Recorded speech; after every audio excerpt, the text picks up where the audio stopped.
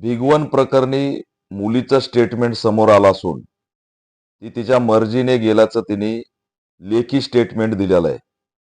त्याच्यामुळे आमदार गोपीचंद पडळकर आणि संग्राम जगताप हे ऐन शिवजयंतीच्या वातावरणात दंगलीचं षडयंत्र करत होते का, असा प्रश्न या ठिकाणी निर्माण झाला आहे. त्याच्यामुळे ऑल इंडिया पॅंथर सेना गृहमंत्री देवेंद्र फडणवीस यांना मागणी करत आहे की तात्काळ या दोन्ही आमदाराला रोखण्याचा प्रयत्न करावा. यांनी भिगवण सहित महाराष्ट्राला वेठीस धरण्याचं काम केलेलं आहे.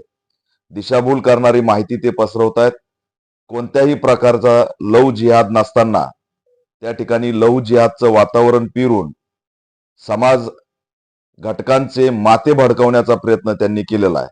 त्याच्यामुळे या दोघांनाच ताब्यात घेतलं पाहिजे आणि यांची सखोल चौकशी करून त्यांच्यावरती कारवाई केली पाहिजे.